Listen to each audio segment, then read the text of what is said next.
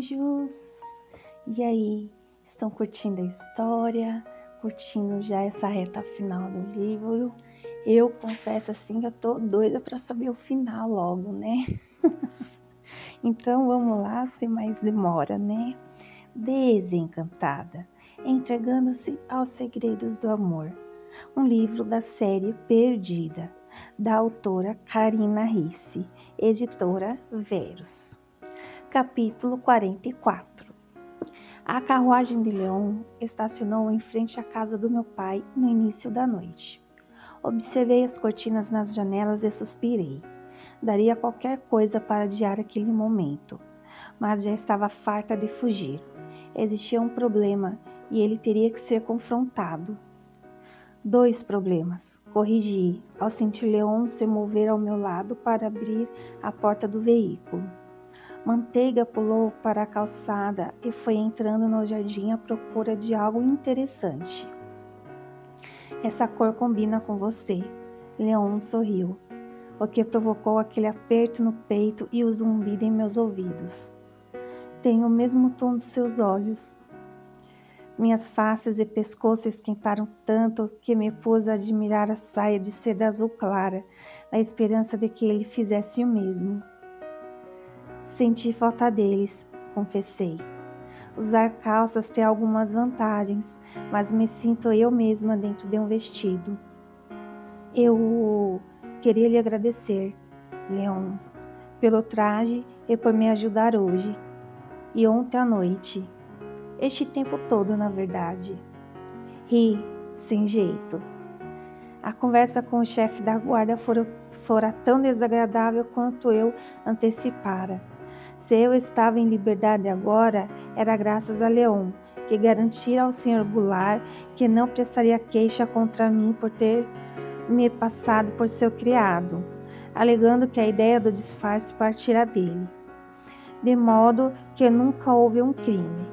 O sujeito não duvidou, mas deu início a uma série de perguntas, me fazendo repetir a história de novo e de novo e de novo, até que Leon perdeu a paciência e pouco cortesmente o expulsou de seu escritório, alegando que eu já tinha dito o suficiente para que o Sr. Romanov continuasse preso, e que o restante poderia ser discutido em outro momento. Eu quis beijá-lo de tanto alívio, se bem que eu queria beijá-lo por tantos outros motivos. Até sem motivo algum, para ser franca. Eu não acredito que vou dizer isso, começou Leon, também fitando a casa, mas obrigada pelo que fez com o chefe da guarda. Não era mais do que meu dever. Ele se virou de imediato, me encarando com a testa franzida. Não é verdade, Valentina, e nós dois sabemos disso. É sim, e você sabe disso, frisei. Sua risada gostosa preencheu a cabine e os cantos vazios em meu peito. É impossível vencer uma discussão com você, só se a sua opinião divergir da minha. Brinquei, e ele virou outra vez, riu outra vez. Mas o clima alegre foi se esvaindo aos poucos, a atmosfera ficando tão pesada que, mesmo sem espartilho, eu mal conseguia respirar. Como se soubesse exatamente o que acontecia dentro de mim, Leon perguntou a meia voz. Está com medo? Apavorada. Mas preciso fazer isso. Apertei a mão sobre o estômago revirado, sem saber ao certo se era por causa da conversa que me aguardava do lado de dentro da casa. Eu queria perguntar tanta coisa a Leon, se havia decidido a data de sua partida, agora que tudo se resolvera, se eu o veria de novo enquanto estivesse na cidade, mas não consegui. Tinha medo das respostas. Bem, boa noite, Leon. Estendendo o braço para me apoiar na cabine, comecei a me levantar. Ele pegou minha mão, ainda no ar, me impedindo de ir adiante. Posso fazer uma pergunta? E me responderá com sinceridade? Questionou ansioso. Anuí uma vez.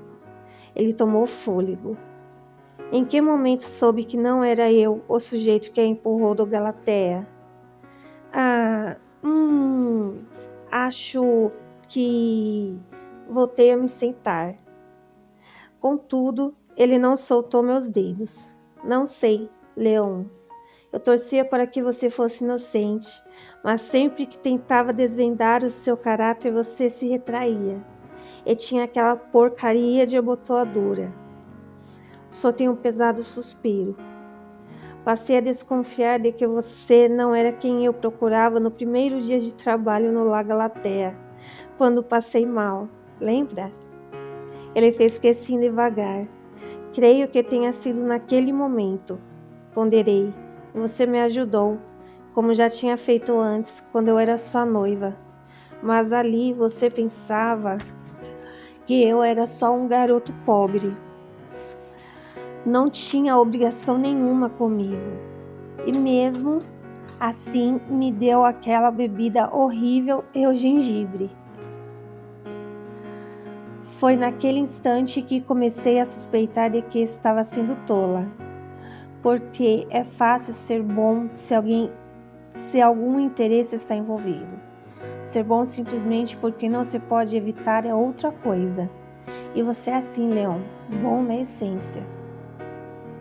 Ele encrespou o sem, parecendo perdido. Mas isso aconteceu pouco mais de 2 horas depois que começou a trabalhar para mim.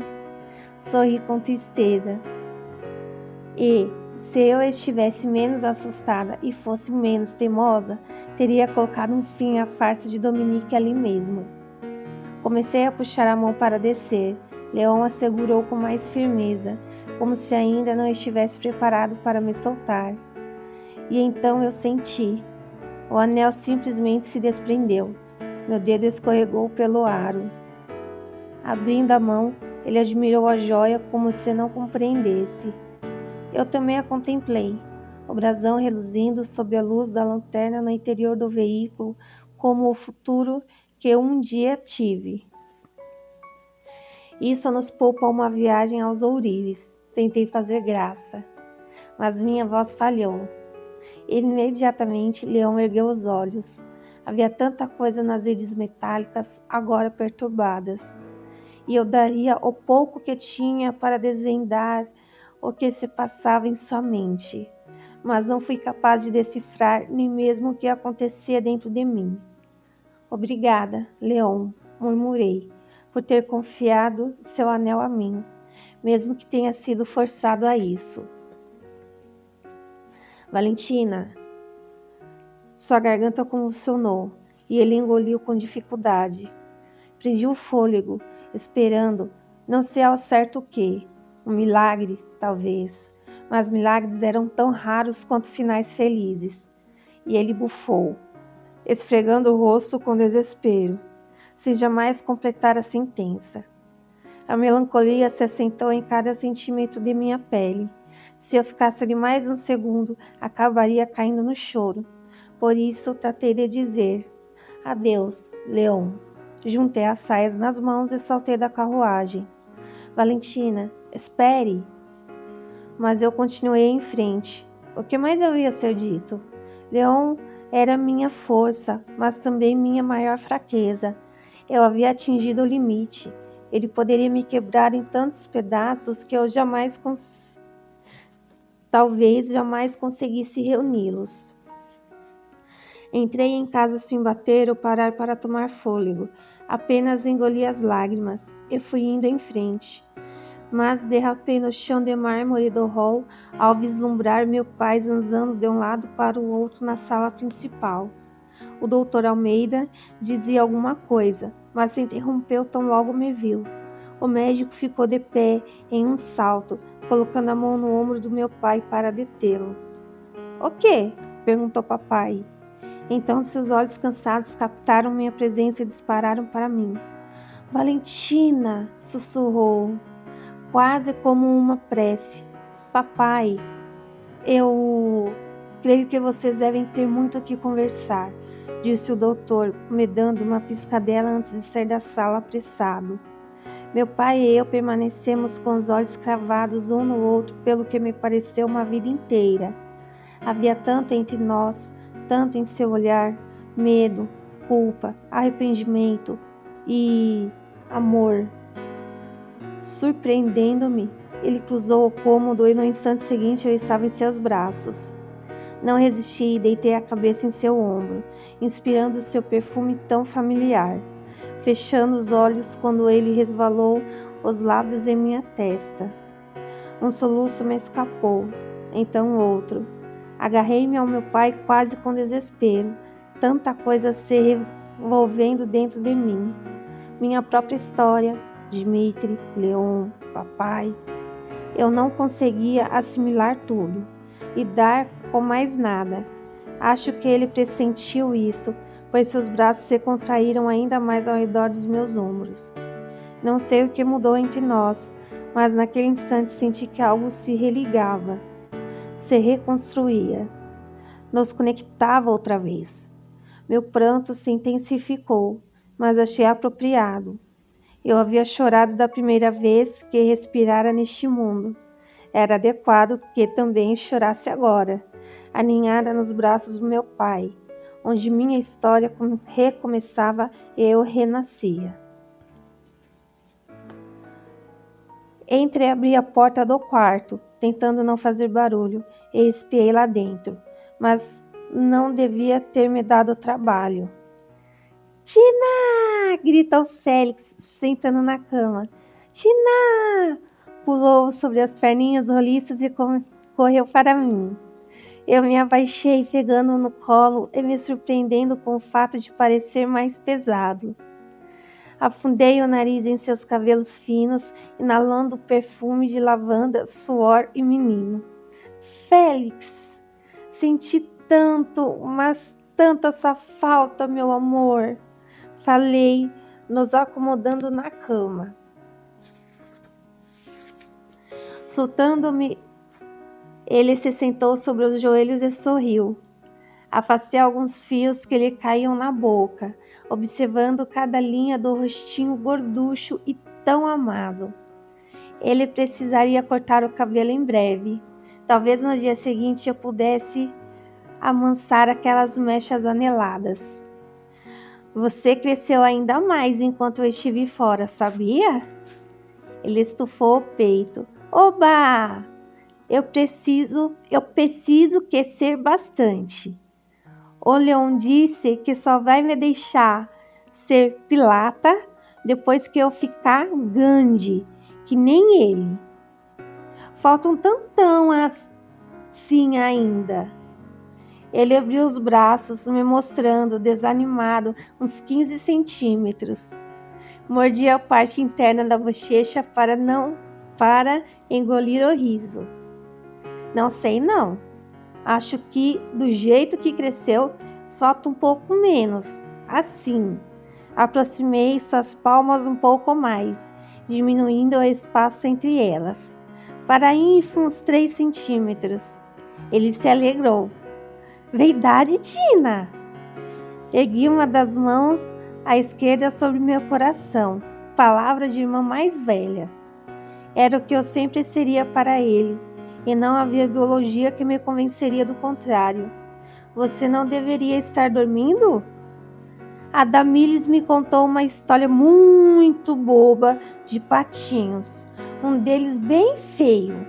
Eu até gostava dele, mas aí ele virou um cisne. Fez uma careta enojada. Ah, não! Logo um cisne. Aquelas criaturinhas belas e elegantes.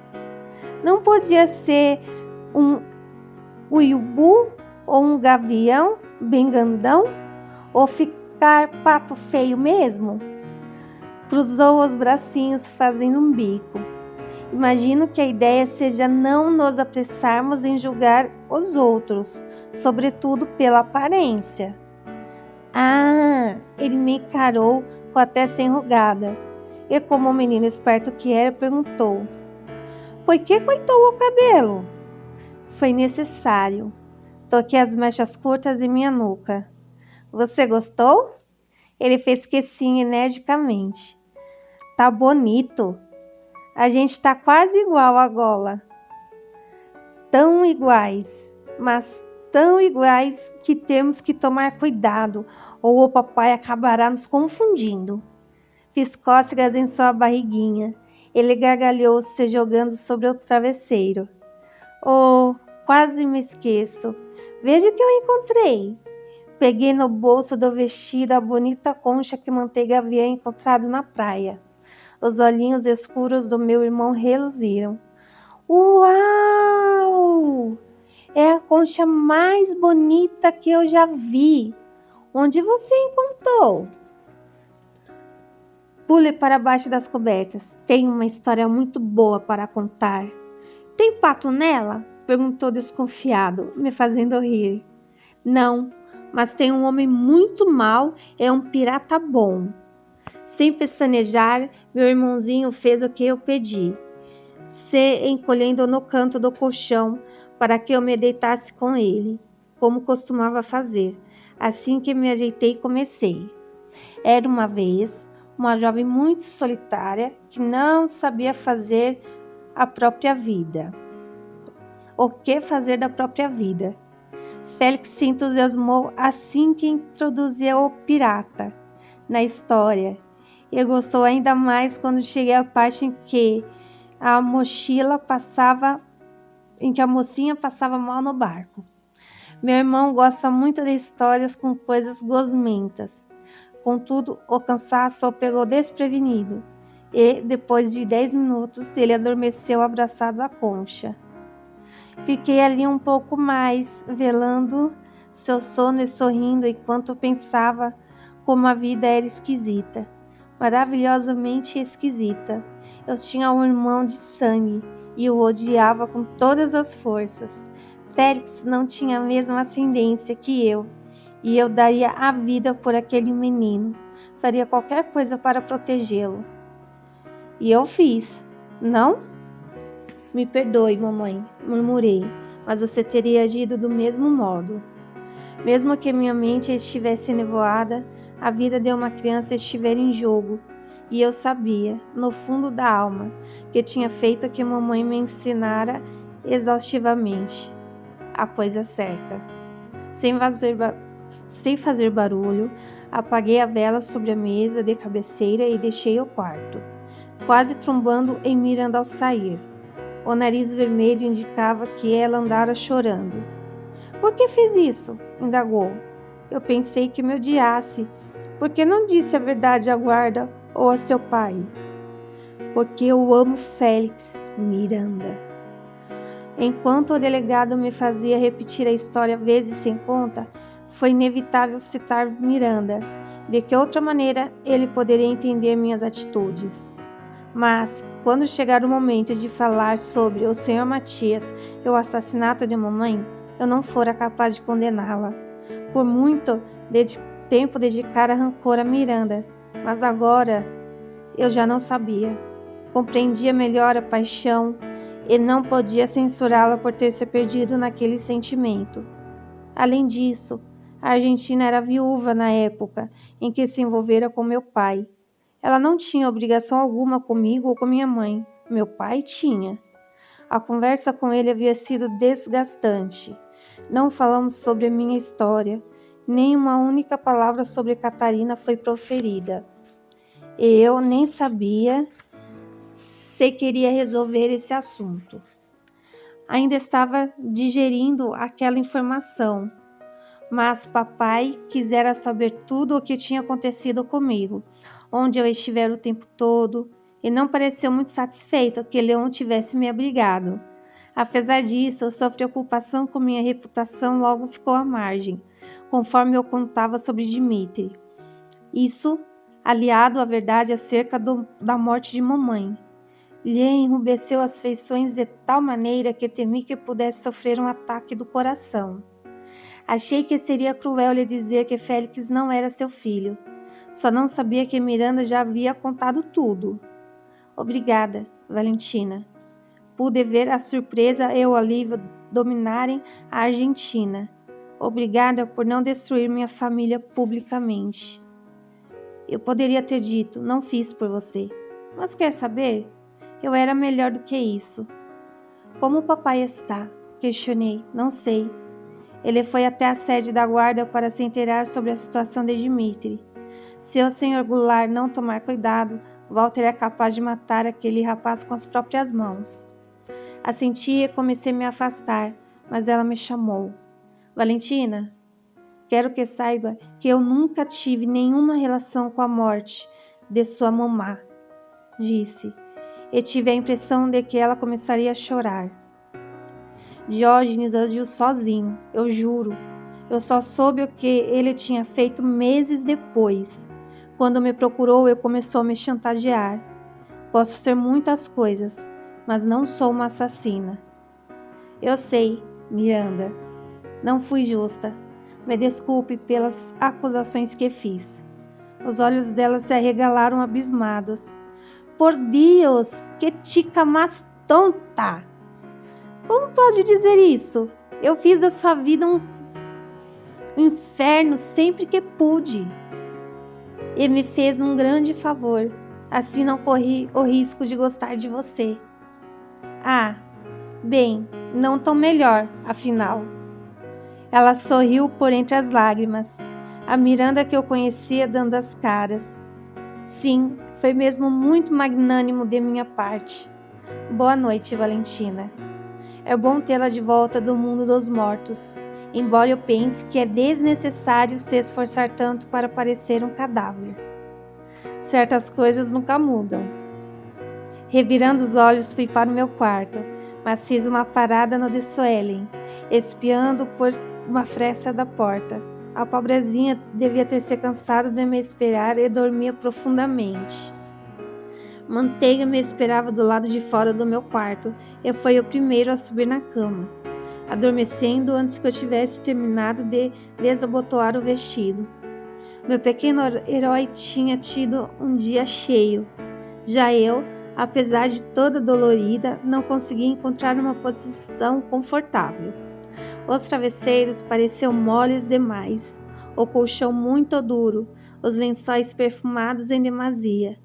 Meu cachorro reclamou conforme eu me remexia de um lado para o outro, até que perdeu a paciência e saltou da cama, se aninhando sobre o tapete. Desculpe, murmurei, me revirando de novo para encarar o teto. Os problemas finalmente começavam a se resolver, mas eu ainda me sentia inquieta, e no início imaginei que eram eles que me mantinham tão alerta. Porém, à medida que a madrugada ia avançando e um rosto surgia atrás de minhas pálpebras, a cada vez que eu piscava, entendi que não havia nada de errado com a cama ou o quarto, que não era bagunça em minha vida que me causava aquela sensação de vazio. O que me fazia tanta falta, a ponto de eu não conseguir respirar, era a presença de Leon sobre aquele teto. Bem, meus anjos, aqui termina mais um capítulo da história. Ai, eu tô ansiosa para chegar logo ao final. Então tá, vamos lá. Um beijo e até o próximo vídeo.